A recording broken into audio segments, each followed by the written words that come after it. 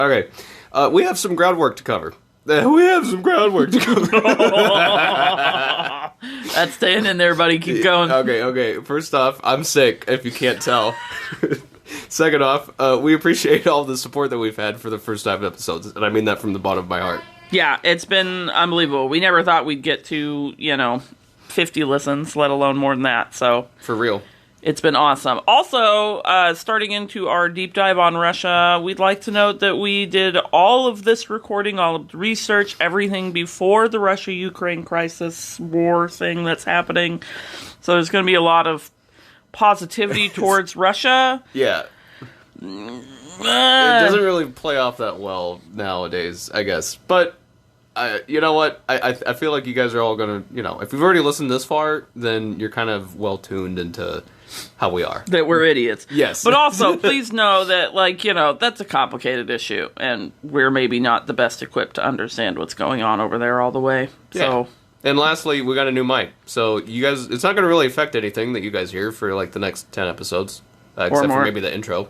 But we're just trying to figure out what we're doing. It's an audio journey, okay? And we're all along for the ride together. All right. So enjoy the episode. Bye. Hey y'all, this is CatEaterr. Thanks again for listening up until this point. Today, I just wanted to introduce the different format that we're going to be starting. We are going to do a deep dive into Russia. We're kind of looking at an entire but incomplete history of Russia. This is going to be a several episode series, and then we will go back to less deep dives that we typically would call like a kiddie pool episode. I hope you enjoy. I want to note, there's a lot of strokes that happen to people in Russia. I fucking love that. You want to say Aristocat?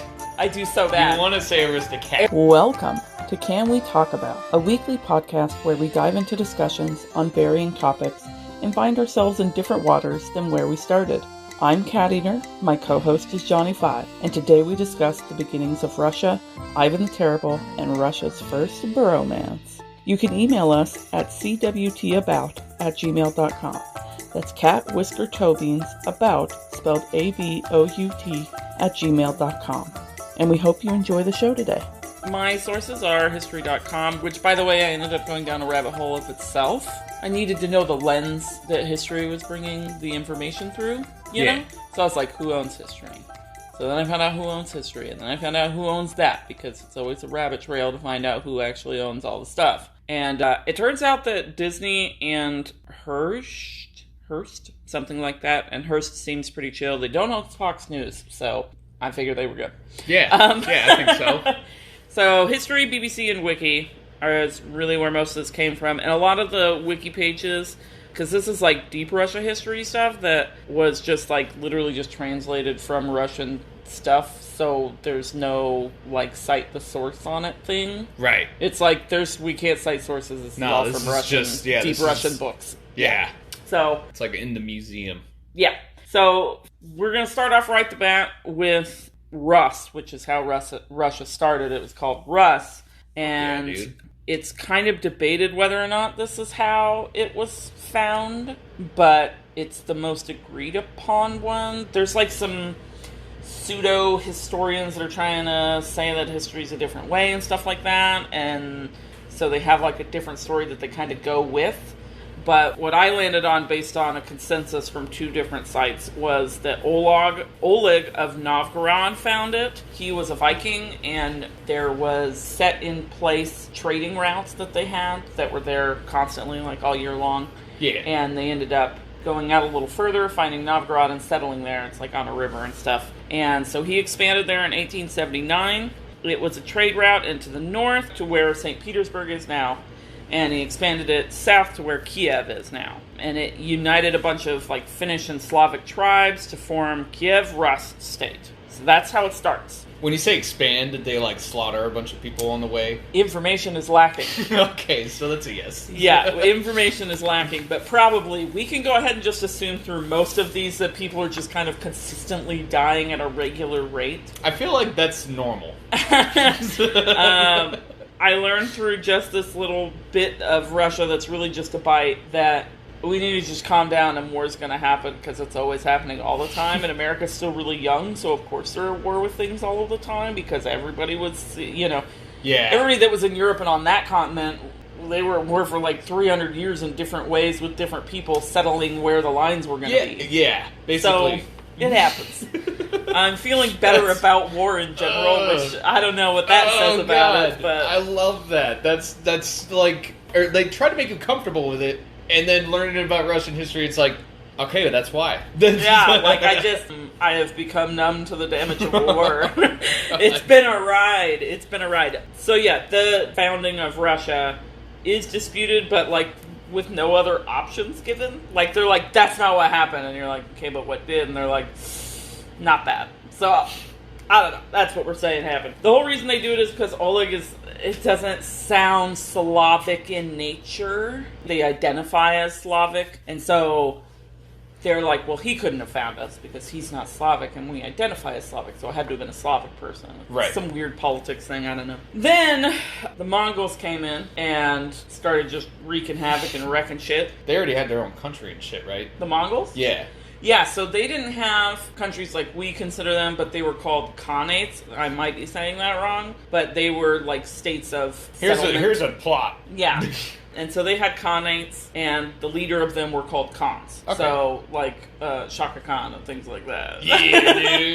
Fuck yeah. That was a leader. And a khan could be anywhere from, like, a chieftain, like a large tribe, to, like, an entire empire. Like, okay. The range of size of state or country that it is completely ranges. But that's their format of government, is a khanate. So, the Khan of the Golden Horde is like, we're going to take a bunch of this. We're going to take a bunch of your land and stuff. We're going to jack you up. So they took almost all of what they had settled at that time. Did you find out anything about, like, agriculture and shit? What does Russia have? Well, so I can tell you that there's this portion in, like, belt through the middle of Russia that's called the steppes. That has a lot of... That's where a lot of the back and forth happens for a while. And grasslands. Oh, okay. And plains. It's flat, it's just little... grasslands... Okay. Yeah, it's like in between the like jungly mountains, like the Indies and stuff, and then the wasteland of Siberia. No. Yes. Okay. So yeah, there's this belt in the middle that they call the steppes. I don't know why the Mongolians were going everywhere to begin with. So the Mongols were Mongolians that had been like mixed with Turkish culture. Okay. And so they were called Turkicized, which is a really fun word that doesn't seem real. Right. But yeah, so they were Mongolians that had adopted Turkic culture. And I don't know why they wanted to spread or anything like that. That's more like, let's discuss them and figure out what's up with them. I got you. Yeah. But so they were going through and doing all of that. They were still part of the Mongol Empire, so they were spreading it. And they destroyed all the cities except for Novgorod and Pskov. And Pskov was like one of the south ones, I think. And then, and by destroyed all but them, I want to note that they were still set on fire and sieged, but they somehow kind of like kept a foothold there. The Russians did. Okay. Not a huge one. It was like, we're here because you're letting us. All right. You're in charge. Just let us stay here. And they were like, yeah, okay. And that spans for some odd years. A while. And then the next big thing that's even brought up as actually something of interest is Ivan III, Ivan the Great. But I was like, so what happened before him, though? Like, what happened between the Mongols coming in and Ivan? Right. And basically what occurred was they hid out for a long time, and then they kind of like established Moscow as still a Slavic area. All right. And they were kind of hanging out there for safety, and then made it a full city. And that was where they stood their ground, and the Mongols were like, that's fine, we've got all the rest of Russia to us, so you can have that little square mileage of stuff. Right. Yeah, knock yourself out. Yeah, and so while we're talking about this, Russia's expanding, but not by a whole lot, and when they're arguing over the crown and stuff, they're literally arguing over Moscow for a lot of it. Wow. And then they kind of get some cities back here and there, and it's this weird mix between Mongol state and Russian empire-y stuff. Right. That is really hard to sort out, because this is like old texts and crap. But so before Ivan the Great, there is his dad, who was Vasily II, and he's known as Vasily the Blind. I want to note that I wish that we could bring back the person the blank. Yes. Titles. Yeah. That sounds like so much fun. Because there's a bunch of them in this, and it is so much fun. There's 2 Vasilis in this conversation we're about to have. And they're both known as different people? Yes. But both having to do with eyes. Huh, okay. Yeah, it's going to be great fun. So, that's badass. The father of Ivan the Great was Vasily II, and he was blinded through this story, and Ivan the Great was a grand prince with him, co-leading, while his dad was still alive, and then when he died, Ivan the Great came into power. But he was basically running all the stuff before that, because his dad was blind. Okay. Vasily II had to fight for the throne. His dad died while he was still really young, and his uncle was like, I'm more capable, I want to have the throne. And everybody in the court was like, but Vasilis here, he's young, but he could do it, he gets the throne. And his uncle's like, that's not going to work for me. So he goes to the Mongol Horde, he goes to the Golden Horde, and he's like, hey, I want a license to rule Moscow. And they're like, yeah, okay. So he comes back with this license from the people that are just, like, ravaging everywhere around them. And he's like, look, they said that I can have the throne. And they're like, no, we're pretty sure you still don't get to have the throne. Right. And he's like, no, I want it. And so they get this guy, Shivalsky. There's a lot of consonants together, but I'm pretty sure that's how it's said, Shivalsky. He is like a lesser ruling person, like he's part of the aristocrats and stuff that get to make decisions. Well, he betrays Vasily II. And he says, I'm going to help this uncle get into power. And so he gets him sent off. He loses the throne, and they like banish him to Kalana, which is like a small city. And he made a small army out of his supporters and took back the throne. He went to Timbuktu and then fucking came back with a bunch of people. You betcha, and I bet you they had the pitchforks and the... Yeah! Oh yeah, it's good stuff. So he brings his small army back and gets his throne back, and then he says, Shivalsky, you're an asshole, and he has him blinded for treachery. Damn. Then, his cousins, the sons of his uncle, are like, that's our throne, though. And he's like, oh my god, right? Like, I can just see him rolling his eyes. Yeah. So they're like, that's not how this is going to work. We're going to take the throne. So they defeated him, and they got the throne from him, and he had to run away. And he went and hid in the Golden Horde. So, like, just this place took over all their stuff. They know that they took over all their stuff, and they're like, I want permission, and I'm going to go hide in here. And there's something just so bizarre about that to me. I love it. It's like okay, so instead of a dragon, it's just some dude.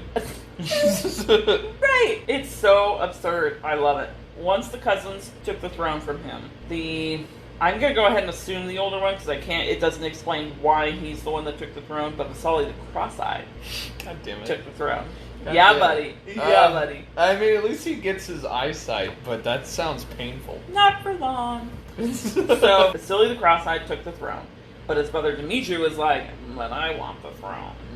And so he makes a deal with Vasily II and is like, alright, let's take him out. Truce. And Vasily's like, well, yeah, it's the only way it's going to work for me, so sounds good. So they banish Vasily the Cross-Eyed and blind him. Wow. Oh yeah, they're just like plucking people's eyeballs out, man. Like, I don't even get it. So they blinded him, which effectively removed him from like the contest for power over the throne. And then the Golden Horde collapses. Oh, fuck. And starts like disintegrating into its own... It turns into like 50 different Khanates and stuff like that. Like, it's doing its own thing. It's a whole nother thing. That's a whole nother what's with the Khans. I don't know. Damn. One of the Khanates that's from the Golden Horde that had collapsed and turned into all a bunch of their own, the Kazan Khanate, led by Ulugh Muhammad, sieged the city of Moscow, and Vasily was forced to flee. He came back with forces, but he failed, and he was captured. So... I guess they're still Mongols, took Vasily as a... hostage? Hostage, yes, thank you. So they took him as a hostage, and they were like, pay us a huge ransom, probably more than you have, to get him back. But they did it. They scraped it together, and they paid the ransom, and it took like 5 months, but they get him back. They did a bake sale. They fucking... they raised some money, did some tricks, ran a lemonade stand. Yeah, I got the car wash. Yeah, so they will wash your Mongol cars, give us that money, and then we'll give you the money, you know. Yeah. So, capitalism. But so they get him back 5 months later. They've paid the ransom, and he gets to come back. But while he's gone, Dmitri took the throne. That's where the control passed to. So Dmitri got the throne, and Vasily comes back, and he's like, oh, fuck this guy again. So he blinds him to remove him from the right to power, right? Fuck, what the hell? So now he's Vasily the Blind. Yay! And the cool one. Right. And he banishes Vasily the Blind to Uglish? That sounds cooler than wherever the last one was. It's worse. Kama? Yeah. Oh, it's Kalana. Kalana? Yeah, Kalana's where he was sent before, and it was like a little one like, here, have something. Uglik was straight up like, you are banished. I never want to see you again. Go hang out in this hut town. Like, wow. Yeah. Not so that's even where a he sends bed. him. Dude, right. I don't know. It was not good, though. So he sends him to Uglik, but the people were pissed that he got rid of Vasily. Yeah. They were like, this is jacked up, man. You know? And so he brings him back. And he's like, here's what I'm going to do. Because I'm so kind. I'm going to give you Vologda, which just brings me to baloney for some reason. Yes. But he gives him Vologda to rule. And it's another little city space, but it's nothing huge. But it's like something, you know? That's better than huts. Right. It's better than where you were. The people won't be mad. You can come to visit. Mom won't yell. You know. Yeah. So he does that, which was a huge mistake because then he gets all his supporters together. He does the same thing that he did before. The same thing. God damn it. He regains control of the throne, and he later, not much later, but he poisons Dmitri, and his kids fled to Lithuania. Cool. They were like, that's good. We know what's going to happen here. We're just going Yes. to go. And he was like, yeah, that's fine. I condone it. Yeah. And then his son, Ivan III, Ivan the Great, helps him lead until his death. I want to note, there's a lot of strokes that happen to people in Russia. Just out of the blue. Just lots of strokes. Were they young at the time when they stroked? All different ages, all different times, lots of strokes. So Ivan the Great did a bunch of cool stuff. And I'm going to list out some of those, and then we'll kind of go through some cool stuff. So, like, actually great stuff. Yeah, like, he did some good stuff. Like, there was some really good growth with Russia while he was in there. He tripled the territory, so got a lot back, a lot of their land back. Alright. Ended the Mongol and the Tatars, I don't know, Tatars, dominance over Russia. Right, but there's no R. Tatars. I want to say Tartars, but it's not. It's like Tatars. Tatars. Yeah, I don't know. But so, because they were both also, again, it's kind of outside of the main what's going on. Yeah. So there's not a whole lot of information I have on it, and I also would have been here for 8 years if I had gone into Mongol politics, I'm sure. So I didn't. But those two different parties ended up having all the dominance over Russia. He ended that. He renovated the Kremlin. He created a new legal codex, so like not a constitution, but an actual set of laws, which is really good because Novgorod never even had that. Right. When you say renovated the Kremlin? Well, I mean it'd been besieged for a while, so so he gave it like a structure. Made it nice. Okay. Yeah. I'm sorry. There's going to be a lot of that. Oh, don't worry. There's at some point some guy. And it's not in here yet, I don't think. I don't think it's where I've gotten to quite yet. But there's a guy later on. They owned Alaska. They sold Alaska to us. And then took the gold that we gave them for Alaska and gilded some buildings, like the little Hershey Kiss dollops that they have. Oh, they put the gold onto the fucking... gold on the things, yeah. Pretty badass, Dude, actually. Right. So they do some wild stuff. I don't want to say that on the... I think about it. Alaska's a great place to go to. I'm just throwing Well, it out it's funny because they bought it for like $1.4 million or something, which was a lot back in the time, of course.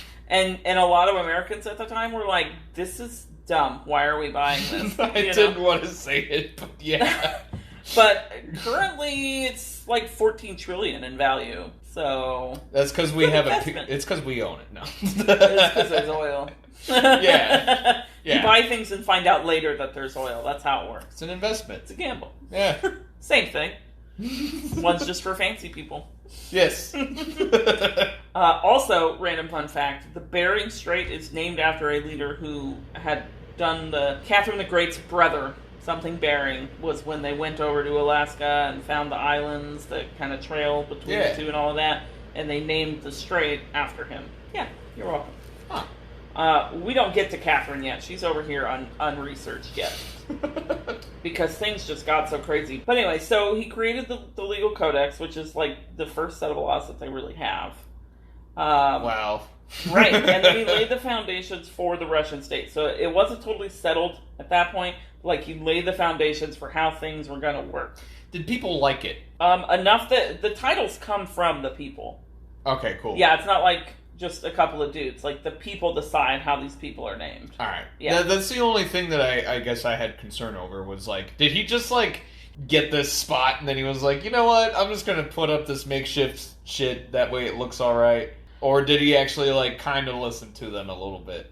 You know, I don't know if he so much listened to them a little bit, but what I can say is that what I've learned is that if the Russian people truly don't like something that's going on, they fucking make it change. I believe that. I 100% believe that. You're going to please them at least to a minimum level, or you're dead. Like, those are your choices. Like, 100%. I fucking love that. There are so many leaders that have been overthrown by the people. Don't get me wrong, lots of them died of strokes, or were killed by their dad, or There's a lot of fucked up shit on the side. Yeah, but there's also, like, it's 50-50. If you're killed, it's either by somebody in your family that's trying to take the throne, or by the people that you have treated like shit. I love that. It's great. I think that's how it should work. I think so too. But I think life or death, do a good job. Yes. I think there's just so many. You know what I mean? Like, there's so many Russians in Russia. Oh, yeah. You know what I mean? So it's like, governing that many people I would assume like, if there's enough people that are just fucking pissed, that might be pretty good, high chance of, like, all right, no, there's people know that they have numbers, and they're like, go fuck with yourself. You know? Yeah. I mean, the revolution was, they are not unaware of the power they have as a people. Okay, that makes me somehow, now I'm coming in with some hope. I mean, they might be now, I don't know, but I know that, so, let me see here, and then, so Rome had, like, fallen, and then... that was a thing.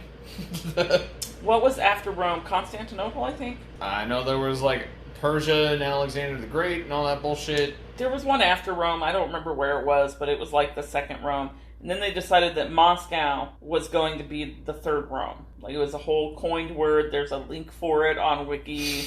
Third Rome. It was a thing. It basically what it was they were inheriting what Rome was. A place of culture. They took Christian Eastern Orthodox. Ballet. I could be just a piece of shit, but... Well, Russia did give us ballet. Yeah, that's what I thought. So I was just with them. It sounds like they were developing culture and that kind of shit. They were like, we're the number one dogs. They got the fucking basketball of the world and so American far from football. what I can tell, if you have the Great tagged at the end of your name, it's because you're growing culture.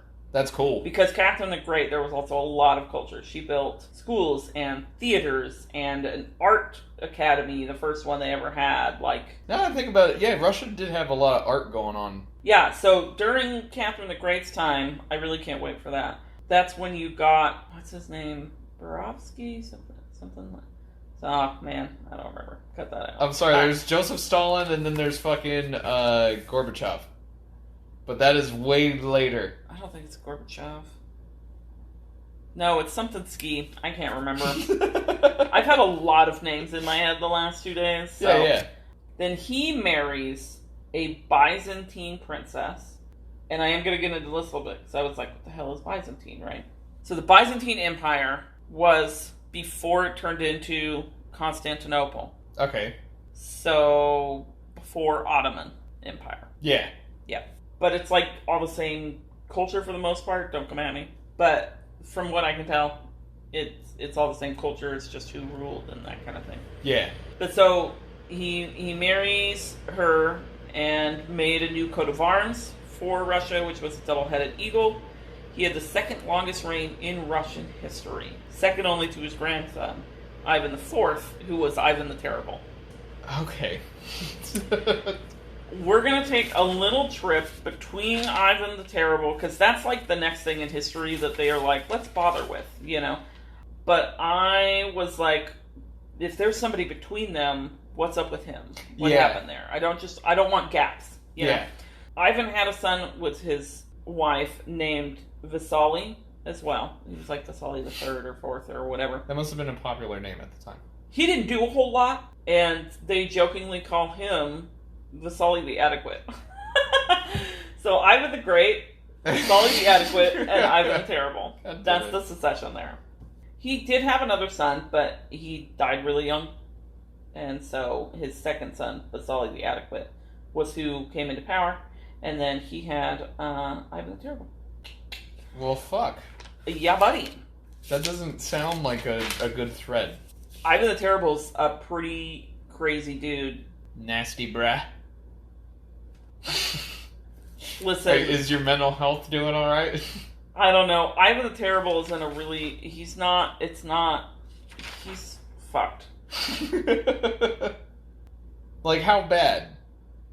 Was it like Joseph Stalin bad? I don't know. If I'm going to be honest with you, I didn't learn a lot about Stalin. He's like, But I mean, we'll just... Yeah! I mean, that's still technically a part of that history, Here's so the maybe... thing. I'll get there. Yeah. You know, but like, what I need to tell you, we're not even at the Romanovs, and they reigned for 300 years. Yeah, that was like a whole fucking thing. Yeah. That was like, the Romanovs were the last, before it turned into what it is today, right? Yes. Yeah. Ish. There was a lot of transition after them. Right, yeah. I did like a blanket, very vague, like I watched a video and whatnot from like Super History or something like that did like the whole thing in 20 minutes. And that sounds hilarious. It wasn't bad. I'm just saying, like, it doesn't sound feasible. It's not feasible. They skip over a bunch of stuff. They don't even talk about Vasily II, and that guy is cool, okay? He deserves to be talked about. He had some back and forth crap. Lots of people got their eyeballs messed up with. Like, and I love that they're like, hey, Golden Horde. Like, they're this weird mom that's in the corner smoking, and they keep coming in from the bedroom to talk to her, and she's like, whatever, you guys, get out, and they go back in and fight. Like, I don't even know. The whole Golden Horde portion of it had me laughing my ass off while I was doing the research. You can ask Juan, because that poor man had to listen. I sound like Henry, but, like... Yeah. He had to listen to it while I was researching it all. I'm like, you will not believe what happened next. And he's just like, yeah, I don't want to hear about this anymore. But Ivan's something else. So he was the first ruler of Russia to declare himself a Tsar. I say this because there's a difference between styling yourself as a Tsar, like signing it Tsar, whatever, and declaring yourself a Tsar. So, he declares himself a Tsar. His dad dies when he's 3, and he had put together, because he was ill and knew he was going to die, he had put together this chosen council, and they declared Ivan the Terrible Tsar at 16. That's a good idea. In the middle of... Right. Lots of people were ruling at 16 then. They thought that was a totally logical thing to do, and it's wild. Maybe the span of life was only like 35 still? Well, especially when you keep killing each other. But anyways, his reign saw Russia transform from a medieval state to an empire, but it fucked up the people and its long-term economy. So, like, he fucked up the people, so the social stuff got messed up, and the economic stuff got totally wrecked. Like, both. He just fucked it all right up. Fucked it all right up. So while he was still young, he conquered 2 Khanates and got rid of the Chosen Council. By doing that, he ended up starting the Livonian War. Oh, wow, okay. That's good. Oh my god. It's like Bush. This was the thing. This is the thing. I'm already unhappy. Okay. So the Livonian War was this really big shit show. It involved a bunch of different countries, territories, etc. It was 25 years long, okay? Places that are involved. Livonia, Polish Lithuania, Denmark, Norway, Kingdom of Sweden. Fuck yeah. The oh my gosh, I can't even pronounce it in my head. Zaporozhian, Zaporozhian.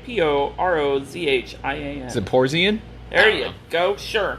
Cossacks Principality of Transylvania, the Tsardom of Russia, and the Kazim Khanate. This war ravaged Russia. He lost Livonia and Ingria, which I think is another spot that doesn't matter to me any. If I'm being honest, it does not come back up. It sounds a lot like it's the shit that's happening in like the Middle East and all that kind of stuff. It's just a mixed bag of everybody's got their own kind of thing going on. For sure. And everybody's got their finger in that pot. Maybe there's some religious shit. Maybe it's just for political gain. Who gives a shit? There's a lot of stuff happening. Yes. That being said, I can tell you why they were fighting over Livonia. Oh, you can? Okay. I can. Wow. I did. I stopped in the middle of it, and I was like, but why? Yeah. Because that's what started the whole damn thing we're doing here. So, Livonia is coastal. Russia didn't have anything west coast. All right. They didn't have access to water. So they can't ship shit out. Trade. Yeah. Yeah.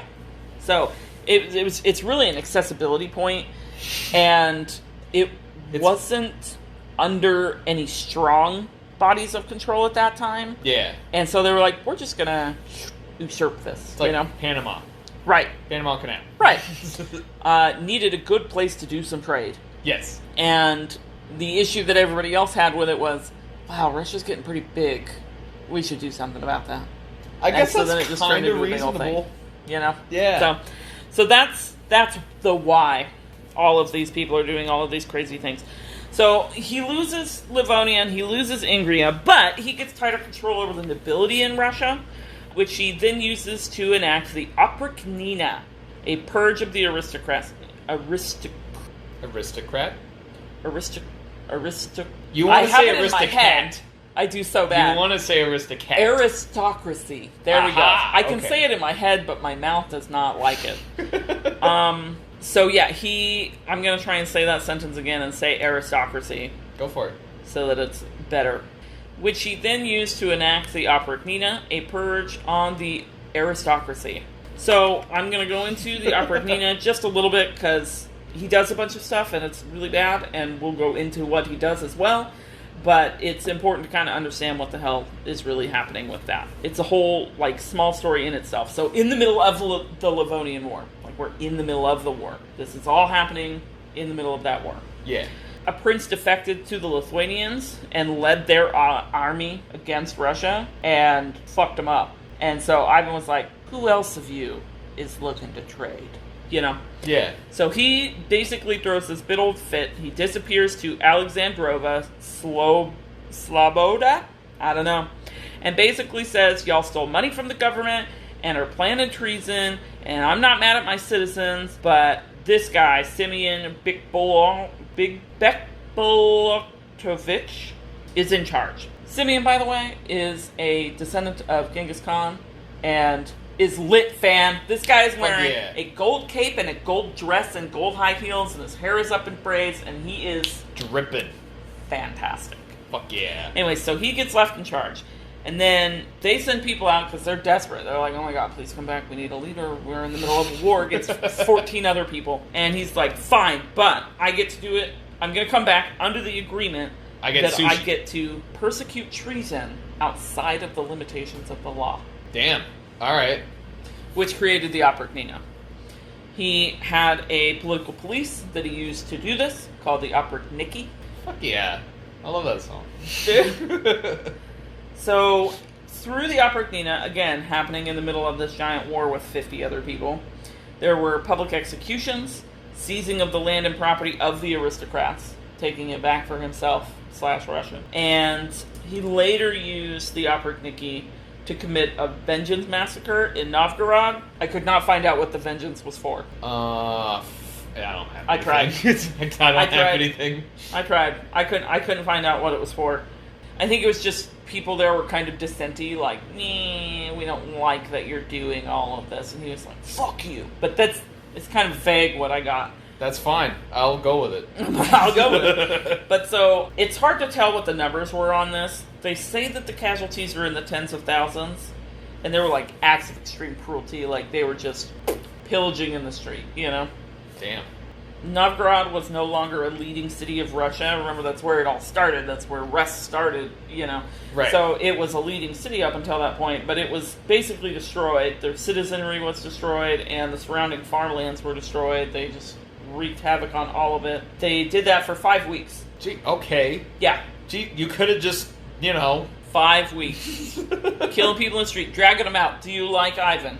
Wow. Just popping them. Just like Hitler shit. Yeah, really awful stuff. The numbers range from, I don't know, original sources say like 60,000, but with newer information and stuff, they say it's somewhere around 2,000 to 27,000, which is still like a really big range to try and identify, because they only honored people that were kind of higher stature, and anybody who wasn't, at least mildly noble, they didn't even write down that they died. They didn't note them. Yeah, fair enough. So it's really hard to be able to tell how many people actually died and all of that. So probably like an extra, like just multiply it by 2. Probably. Or 10. Right, there's no way to know. And then, so just a quick little like descriptor of Ivan. Some like people that were close to him, how they defined him. That's alright. Yeah. Sexy. Yeah, buddy. No, that guy was gnarly looking, dude. You saw a picture of him? Yeah, I've seen a couple. He's wrecked. Oh, God. Most of the dudes were not great looking. He looks better in his younger pictures, but as he gets older, like, you could just see, like, I don't know, his internal destruction on his face. You're talking about Ivan the Terrible? Ivan the Terrible. Oh my God, he looks like a fucking Which wizard. one I want to see? He looks like a wizard. Yeah, buddy, that's the one. All the leaders are gonna have ones like that with the scepter and the ball. Oh yeah, because I guess that would be the leader. Oh fuck. Okay, yeah, and then they've. Well, now you're looking ahead. Oh, that one. Yeah, I think that's like an actor. That's somebody pretending or whatever. Yeah. But still, it's not far off. God damn. I mean, how? Oh, God. Yeah, he looks like he crawled out of a fucking. I mean, he almost looks like Rasputin in a way. Yes. Yeah, he's got that Rasputin vibe to him for sure. Yeah, he's like a homeless dude that like crawled out of a bridge or something like that. Out of a bridge. Billy Groat's gruff. You gotta pay the troll toll. God damn it. So those close to him described him as smart, devout. Right, I know. Smart, devout, prone to paranoia, rage, and mentally unstable episodes. Fuck yeah, I believe that. I believe 100% all of that. 100%. In one of his fits of rage... You ready? Are you ready? Yeah. I don't know if you're ready, man. In one of his fits of rage, he killed his oldest son. What the fuck? How old was the kid? He was in his 20s. What the fuck? I think he was like 26 or something. And he had a wife that was pregnant, and... You're justifying... It's super good. I don't understand. What kind of fit? It's super good.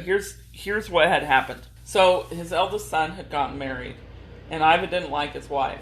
So he said, you're gonna go be a nun now. And they forced her into nunnery. Then he found a second wife, and he was like, you suck too. Go be a nun. So he's forced them into nunnery. And then he finds this wife, and things are okay-ish, I guess. He gets the lady pregnant. They're married, everything's good, and then she was wearing untraditionally light clothing, and it just sent him off, and he started, like, beating the shit out of her, made her miscarry her baby, and he hears her screaming, his son does, so he comes running in, and he's like, you sent my other 2 wives to be nuns, and now you're beating this one up and killing my baby inside her? What is wrong with you? So then he gets up and he kills his son. So the lady survives, from what I can tell, but the baby dies, and his son dies. What the fuck? That's right. And then he holds him in his arms and is like, my son, while he's dying. You piece of shit. Dude. Wow. Unbelievable. Maybe you should have thought of that. You should have thought of that. You should have thought of that. Oh, God. And that left his younger son to inherit the throne. That's good. He was bad at his job. Oh, that's not good. And, yeah, so Ivan the Terrible's son led to the Time of Troubles, which is... Wow, that's a statement. where we'll pick up next. Oh, man. But I will note that Ivan died via a stroke. Yay! While playing chess with his closest associate, which we would now call a best friend. He had a stroke because he hung a quadruple fork. Yeah, that thing was beautiful. So he was playing chess with Bogdan Belsky. That was his closest associate. He started as a bodyguard for him while they were out doing war shit. And then came back, and the most reward he ever got was not a Purple Heart? You red circle? Way bigger than all of it. That's way bigger than what he got. No, a promotion. So the biggest reward he got was a promotion to being a thing in Russian that I can't say, so it means the keeper of the Tsar's weapons. So instead of being a human shield, he turned into, here's a bunch of weapons. Here's your stuff. He was another word in Russian that I cannot say. Armory. But he was his... Or blacksmith. Igor, his... Oh, fuck yeah, dude. The thing, you know. What's it? Wait, let me look up his name. I want to see a picture of him. Did you see a picture of him? Bogdan Belsky. Spelled phonetically. Bogdan Belsky. Minion. He was his minion. Ah, yes. All right. You know? He's a chubby little guy. Yeah. Oh, I love that picture, there's Ivan. Yeah. Yeah. So that's his death right there. And that's him? That's Bogdan. All right. Yeah, he's fucking cool. Yeah, here's the best part. And I don't know. Russians are going to find me one day for this. But Bogdan would stay in his chamber. He would just chill? Like he'd stay the night in his chamber. And so aside from the promotion to being his weapons man, he also led this huge thing, won them back a big city. It was a whole big deal. And he was like, good job. Here's a quarter and a gold necklace. And not one of war or anything, but here's a gold chain. It sounds like love to me. It sounds like he's you've done so good for me, honey. Here's a present. Well, that's how you keep an Igor. Oh, for sure. Got to give him rewards sometimes. But, the rewards were so minimal. You know what I mean? Was he truly dedicated? Was it just good D? Or was he well, as long as I'm really good to the Tsar, I'm not going to die? Yeah, dude, actually, you're probably not wrong. Because, what the fuck, what happened in war? That changes some shit. Oh, yeah. You know what I mean? If he's because I would not be surprised if he actually was literally just a human shield. If you're in war and you're somebody's bodyguard, that's exactly hey, get in front of me, I need to use you as a bullet shield. You take my bullets. Yeah. Yeah, 100%. Well, and then although I guess during that time they maybe didn't have guns, it was just swords and shit. Yeah, I don't think we were at guns at this point. Maybe China, but... I mean... But even then, they didn't use it for warfare yet. Yeah, what, 1500s? 1500s. 1583 is when the Livonian War ended, but they've probably got flintlock. 1583, I think that ends under, it might have been under Ivan still, but I don't think it was. I think it was under his son that the war ended.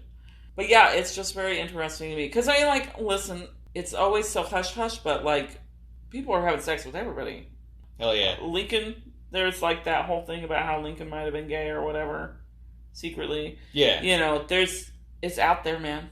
So it's super not very doubtable to me at all that was the case. Because then he also entrusted his youngest son to Belsky. Okay. Who's you watch my youngest son. So, as far as firearm history goes, first one, China, I was right. It's in 10th century, though. So, 1100s. Okay. And then, or I guess that would be 9. But it said 1100 something, so I'm just going with that. And then, as far as Russia goes, didn't look until 1915, which is kind of crazy. Really? Yeah, crazy. Wow. They were just, like I said, they just have a lot throwing of bodies at people. Yep, yeah. Wow, man. That's wild. That is some wild shit. But yeah, so that's the first... I fucking love it. Nothing, I love where man, this is going. I'm not even into Romanovs, dude. But it just ended up being so interesting, and there was so much information to go through, and it was well, who am I to decide what's worth looking at and what's not? Exactly, yeah. So I'm just kind of taking most of what it's given me, and then, we'll go through it all, and then you know what? We'll be the only two people we know that know anything about Russia in all actuality. And I love that. I'm cool with it. Because I think that's what we've hinted on the last, few episodes. It's just... I've made the trope where it's okay, as an American, you really don't need to know about anybody other than... I mean, you don't even need to know Mexican history, which is crazy. Yeah. You just need to, neighbors. take a couple classes of speaking Mexican, or Spanish. Oh, Jesus Christ. I'm gonna, this, we're just gonna end it there. Listen, this is as close as we're gonna get to. I'll edit that out. This is as close as we're going to get to traveling the world. Yeah. Me, anyways. Yeah, basically. You may be able to at some point, but I'm not going to, and this is as good as it's gonna get. And comparable, maybe, I'd say. I mean, look, my view on war is already different than it was. And I'm not even halfway through Russian history. Is it for the better? Better for me. Alright. That's all that matters.